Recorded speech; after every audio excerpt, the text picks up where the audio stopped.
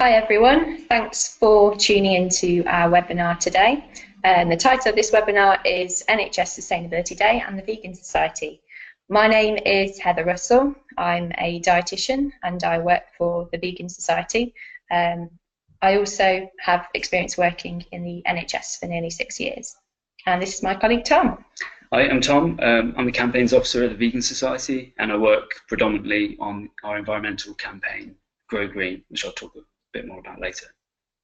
So today on NHS Sustainability Day, we're going to help you to make some links between vegan diets and environmental protection. So we'll start off sharing some slides with you. This will take approximately 10 minutes and then there'll be time at the end for some questions. If you prefer to email us, you can see our email addresses on the screen there, so please feel free to drop us an email, heather.russell@vegansociety.com, 2 S's and 2 L's, or you can email Tom. tom.kinnell@vegansociety.com. So let's get started. So the aim of this session is to be able to understand why plant-based eating can be good for both the planet and NHS staff and service users. So hopefully by the end of this session, you'll be able to explain the environmental benefits of vegan diets, explain why vegan options can be healthful choices for everyone, and also understand how well-planned vegan diets meet nutritional needs. So I'm going to hand you over to Tom now, and he's going to tell you a bit about the environmental benefits of vegan diets. Thanks, Heather. So at the Vegan Society, we recognise that people go vegan for a number of reasons.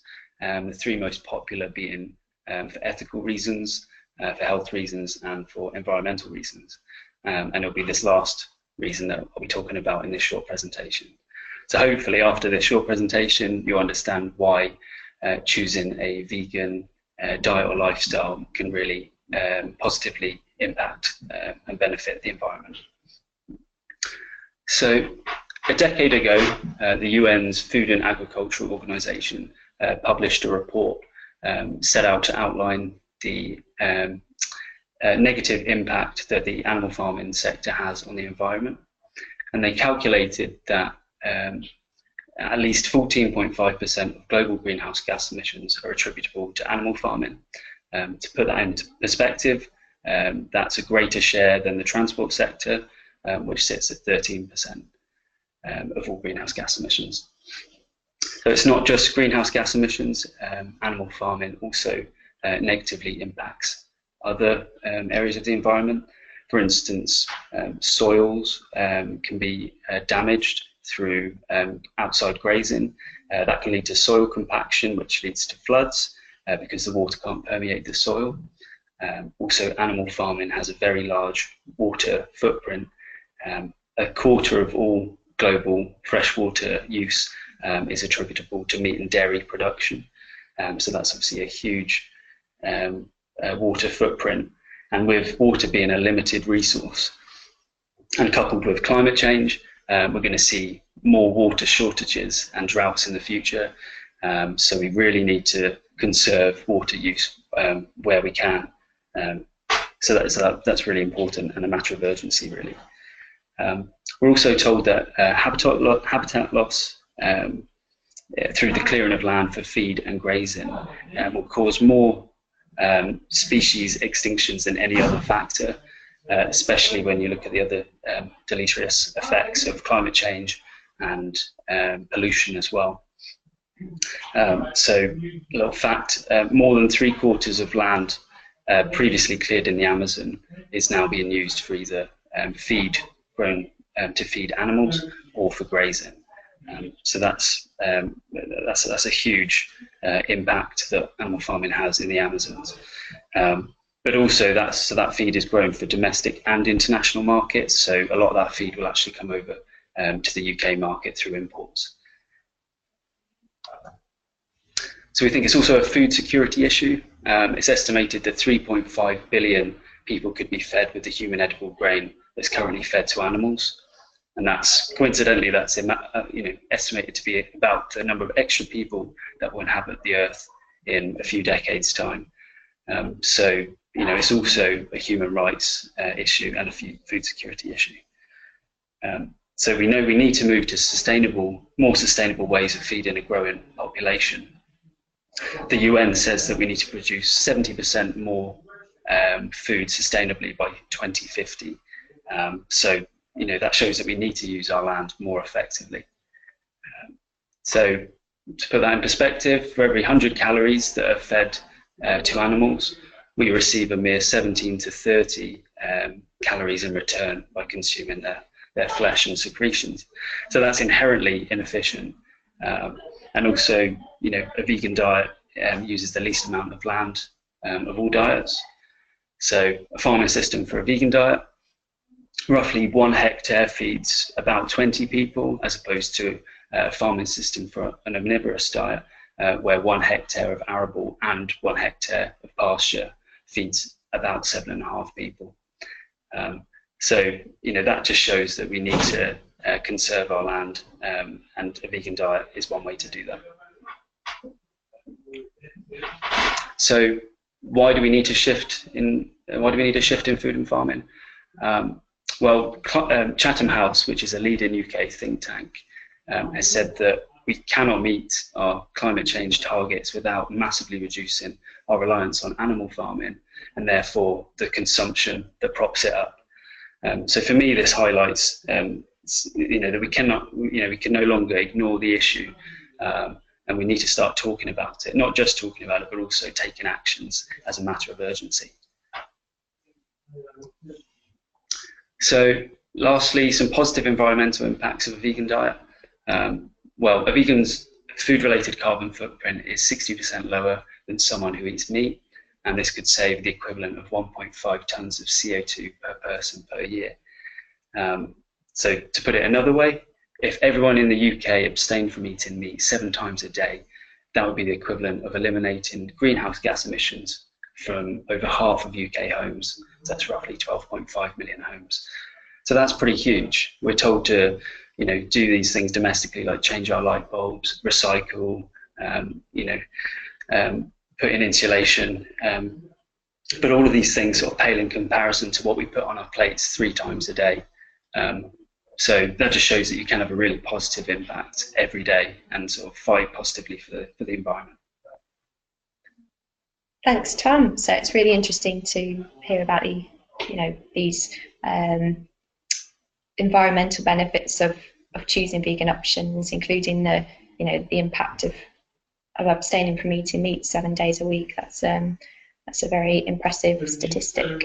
So now that we've talked a bit about the environmental benefits of vegan diets, I'm just going to take you through some basic information about vegan nutrition, just so you can get a bit more of an understanding of how someone eats if they eat a totally plant-based diet. So on this side, I basically summarised food groups similar to the UK's Eat Well guide, but with plant-based options. I'm also going to take you through the role of supplements as well, because they do play important roles in vegan nutrition. So the recommendations about fruit and veg are the same for everyone, so at least 5 a day, including orange varieties help you get your carotenoids, which can be converted into active vitamin A, and leafy greens, which contain lots of nutrients, including vitamin K. So generally with vegan diets, it tends to be fairly easy to hit your 5 a day. One of the reasons for that is because if you're eating pulses during your day, these can count as one of your 5 a day, so you've already ticked 1 out of 5 with your protein source. In terms of starchy foods, the advice is the same for everyone, so try to include them in every meal and ideally go for higher fibre options, although for some people, if you've got a small appetite, they might be bulky, so depends on the person. In terms of protein-rich foods, good sources, plant-based sources include beans, lentils, chickpeas, soya products, which I'll talk a little bit more about later. Not nuts, but legumes. They've also got pretty good quality of protein as well. So these should be included in most meals, for the general population, perhaps for older adults, every meal, because older adults have a slightly higher protein requirement. In terms of calcium-rich foods, the options in a plant-based diet that have good content and absorbability of calcium are calcium fortified foods. So for instance, milk alternative with added calcium or yogurt alternative with added calcium. And there's also some bread on the market that's got a good amount of added calcium in it, which can be a really useful source for vegans. And also calcium set tofu contains quite an amazing amount of calcium. Roughly about 100 raw weight of calcium set tofu contains about half of the recommended daily intake. That's quite impressive. People often wonder where people get their omega-3 fat from if they don't eat oily fish. Well, you can get essential omega-3 fat from walnuts, ground linseed, chia seed and hemp seeds. So my recommendation would be anyone who's following a vegan diet to include these type of foods in their daily diet, and that essential omega-3 fat is then converted into long chain omega-3 fat, which is the same sort that's found in oily fish. In terms of vitamin D, it's recommended that everyone in the UK takes a supplement during autumn and winter as a minimum, and it's recommended that some groups use a supplement all year round. Vitamin D2 and vitamin D3 from lichen are vegan friendly. It's really important that anyone eating a vegan diet uses either a vitamin B12 supplement or fortified foods containing vitamin B12. This is because vitamin B12 is made by microorganisms and it's not found in plant foods. Also, people who eat very little milk or fish should also consider an iodine supplement as well to make sure that they're getting enough of that particular mineral.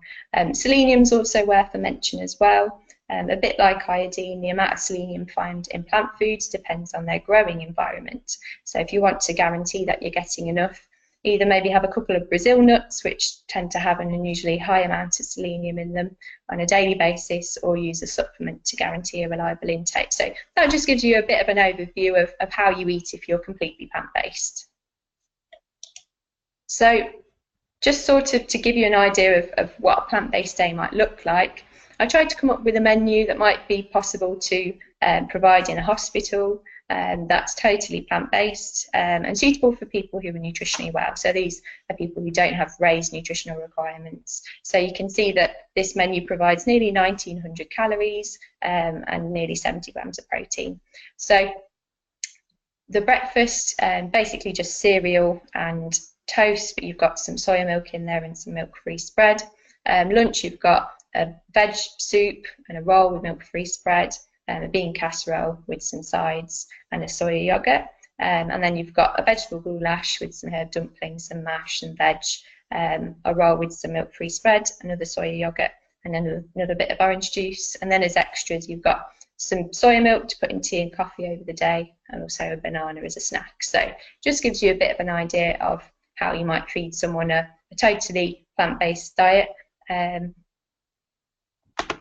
There is also the important issue of catering for nutritionally vulnerable people, and it is possible to do this by providing plant-based options. So soya alternatives tend to be really useful. Soya contains particularly good quality protein, and it tends to be possible to get quite a good amount of protein in a small package if you're using soya products. So soya mince, for instance, is very handy, also very easy to use, very cheap too, so that can be a good substitute.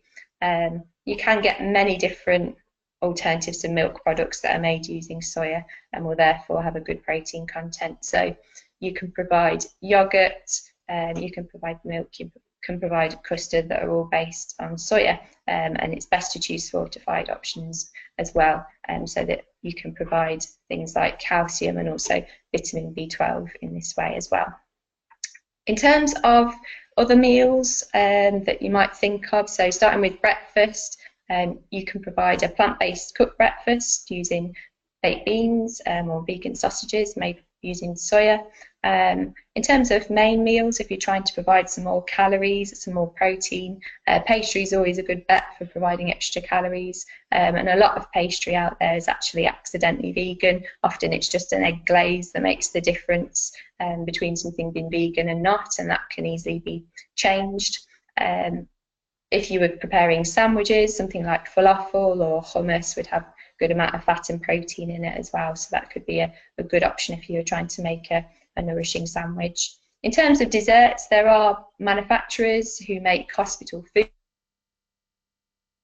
who are actually making accidentally vegan fruit pies and crumbles, so they don't involve any milk or egg. It's very easy to do, and you can team them with some soya custard, or the little soya dessert pots are quite handy as well. In terms of snacks, there are accidentally vegan mini fruit pies out there, and you can get a lot of milk-free sandwich biscuits, including ones, for instance, like a lot of those are milk-free. Also cereal, toast, they're always good snacks, usually available on wards. Soy yogurt or soy dessert's another option too. And of course, nourishing drinks are really important for anyone who's got a small appetite, and those can be made using fortified soya milk. So keeping all of this in mind, I tried to come up with a menu that absolutely maxes out the calories and protein that you might be able to provide someone with in hospital using purely plant-based options. So just an exercise to sort of see what's possible. So as you can see, this menu provides nearly 2,900 calories and about 90 grams of protein. So the differences are that I've added some baked beans in to the breakfast. There's a bit of a cooked breakfast element there. You'll see with the lunch that there's a nourishing dessert. This is often a weakness of vegan in hospital. So the dessert might be some vegan jelly or soya yogurt or some fruit, but everyone else might be tucking into some kind of pudding with custard, and it's really easy to provide something for everyone that's free from milk and egg, and then also have some soya custard available or some soya dessert available, so that the whole dessert can be suitable for people who avoid animal products. The evening meal, you can see a slightly different option. So there's a soya mince pie in there. So as I said earlier, soya can be a really handy product for trying to make sure that you get plenty of grams of protein in, of good quality. It's very cheap and easy to use. And again, you've got another nourishing dessert there. And the extras are a bit different as well. So include some bourbon biscuits, a bowl of cereal, and then plenty of milk to go in hot drinks across the day. Soya milk, that is. So that just gives you an idea of what might be possible with plant-based options. So just to sort of summarise, here are some of the benefits of operating a vegan-friendly hospital catering system. So it's worth remembering that vegan options are suitable for most people. Vegans can eat them, vegetarians can eat them, and people who eat omnivorous diets can eat them. They're suitable for people who require kosher food if they're alcohol-free. They're suitable for people who require halal food. If they're free from traces of egg and milk, they're also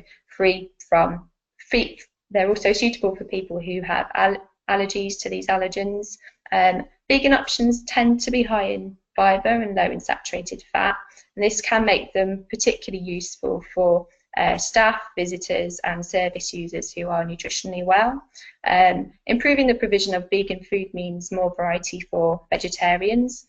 There was a survey last year commissioned by the Vegan Society that found that nearly half of vegetarians are looking to reduce their intake of animal products, and certainly when I was working in a hospital as a dietitian, I've met many vegetarians who were really sick of cheese options on the menu. So I think it's always worth providing a vegan option on a main menu that is suitable for most people. And also, as Tom's spoken about, potentially you could make a big difference in terms of the environmental impact of your catering service if you provide a really strong vegan offering. It's worth being aware that the government buying standards do include sustainability, so it is something that every service has to be thinking about. So there's some food for thought. So just to summarise, vegan options tend to be high in fibre and low in saturated fat, and they're suitable for most people. Some of the vegan options available in hospitals should be suitable for people who are nutritionally vulnerable, to make sure that everyone receives equal care.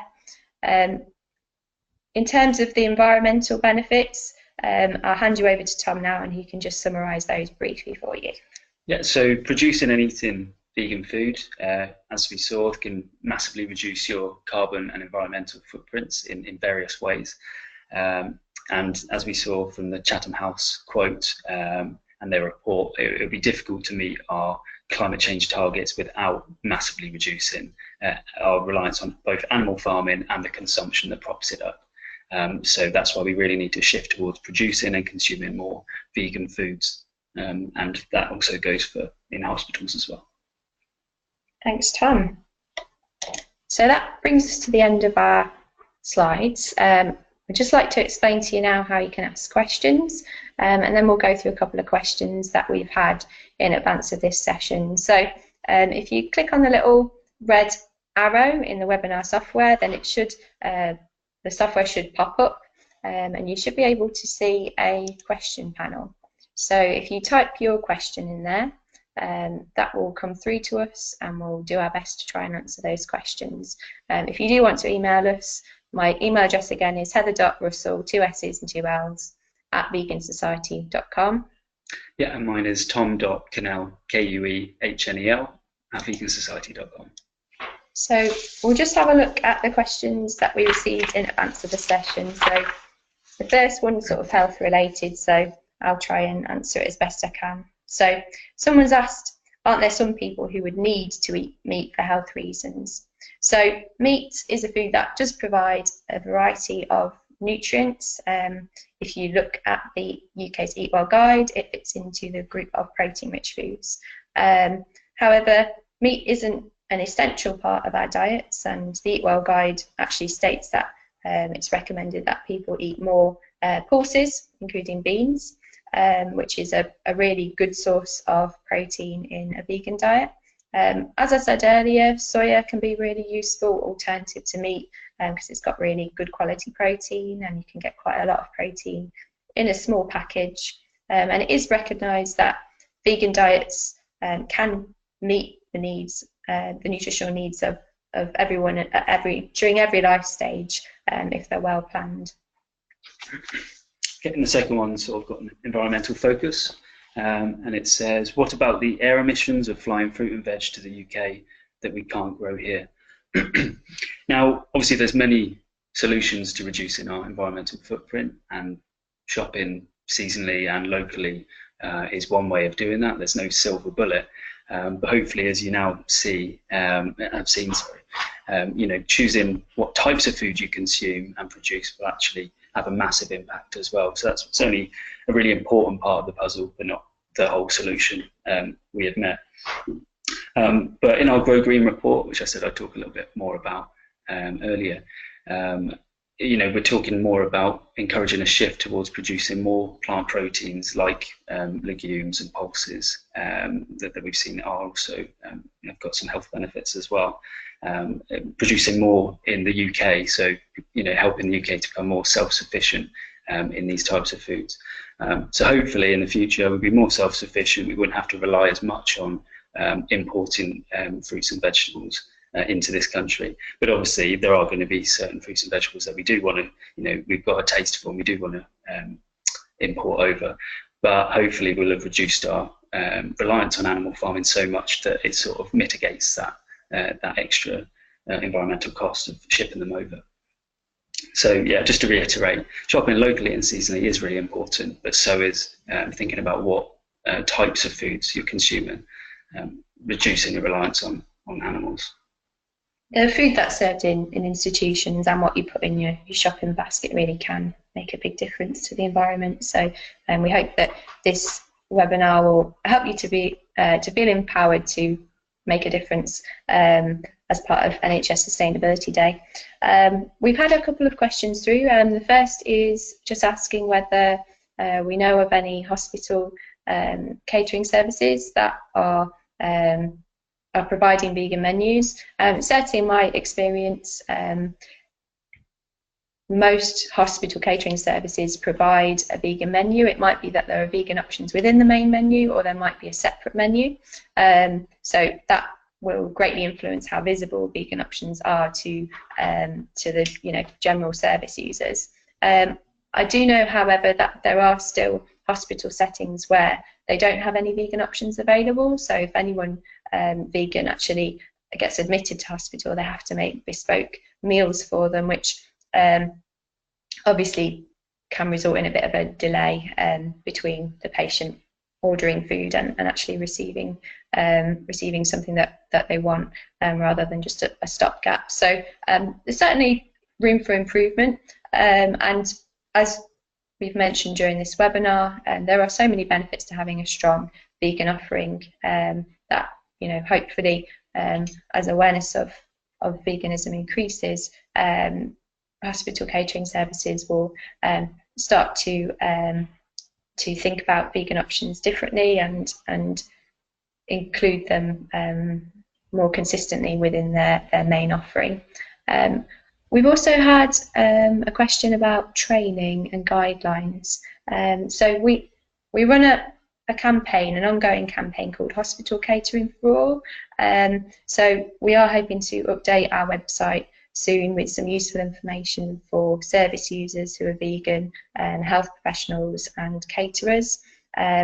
We're also very eager to receive invites to any events where we might be able to talk to caterers or health professionals or both about vegan hospital food. So if you know of any opportunities, then we'd love to hear from you. In terms of the choices of patients whilst they're in hospital, I think the important thing is that the options are there, so that if someone wants to eat a plant-based meal, then they can do. And as I said earlier, it can be a healthful option for everyone. So I think every institution in the country, whether it's schools, prisons, hospitals, they all need to be offering plant-based options as part of, you know, the myriad of solutions that we badly need to help tackle climate change and to protect the environment for future generations. We haven't had any more questions through, so I think we'll end the webinar there. So thanks so much for tuning in. We hope that you've found it interesting and got something out of it. And do let us know if you've got any questions using our email addresses. And hopefully we'll produce a video of this webinar, so that if you know anyone else who would be interested, that you can share the footage. Thank you very much for your time. Thank you.